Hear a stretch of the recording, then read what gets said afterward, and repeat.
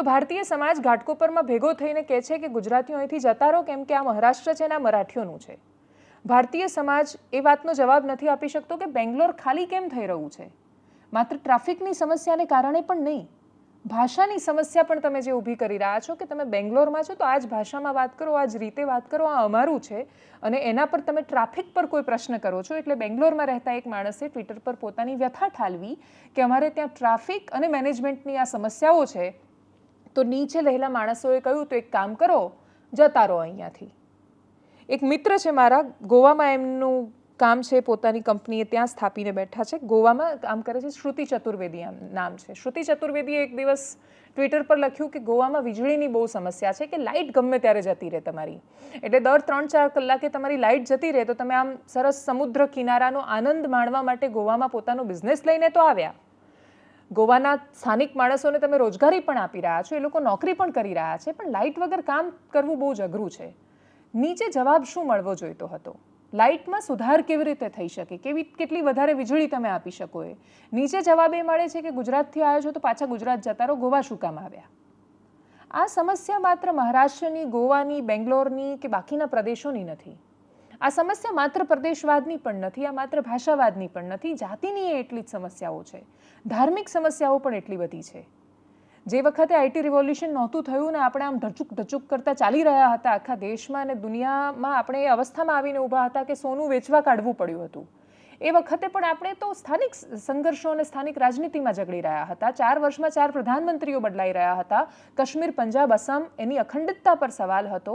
રાજકીય અસ્થિરતા હતી. બધા ભેગા થઈને ગઠબંધનની સરકારો ચલાવતા હતા અને તોય એ સરકારોનો કોઈ જ કોમન મિનિમમ પ્રોગ્રામ નહોતો બનતો. આપણે આ જોઈ ચૂક્યા છીએ અને તોય આપણે એ દિશામાં શું કામ જઈ રહ્યા છીએ એનો કોઈ પાસે જવાબ નથી. મુંબઈના ઘાટકોપરથી જે વિડીયો સામે આવ્યો એ જમવાના સંઘર્ષથી શરૂ થયો ને પછી કેમ તમે પાછા જતા રહો ત્યાં સુધી પહોંચ્યો એનું કોઈ જ લોજિક નથી અને તોય તમે સાંભળો એ સંવાદને. नगरमध्ये पण असाच अतिरेक चालला होता. मराठी माणसांनी जेवण नॉनव्हेज नाही बनवायचं, लोक हॉटेलमधनं गपचूप पार्सल आणून चोरासारखे खायचे. नहीं मैं उधर की बात कर रहा हूँ.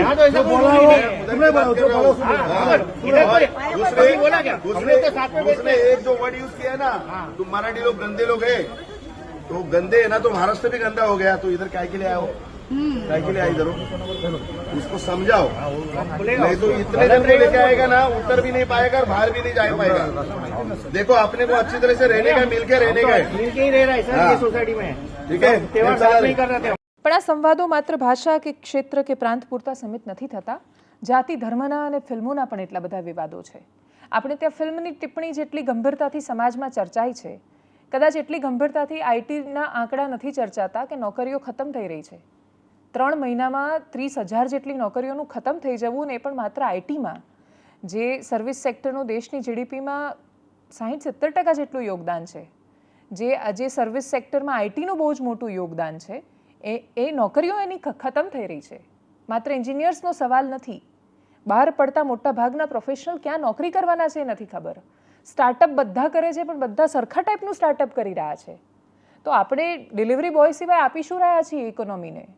કે આપણે એક એવું સ્ટાર્ટઅપ બનાવ્યું છે, હજારો માણસોને નોકરી આપી રહ્યું છે, પણ એ ડિલિવરી કરવાની કે પાર્ટ ટાઈમ નોકરી આપે છે. સારી નિશાની એ છે કે 20 વર્ષના છોકરાઓ પાર્ટ ટાઈમ કામ કરતા થયા છે. એ બ્લિંકિટથી ડિલિવરી કરે છે, ઝોમેટોથી ડિલિવરી કરે છે ને પૈસા કમાઈ રહ્યા છે. પણ છેલ્લે આપણે દેશમાં યોગદાન શું આપી રહ્યા છીએ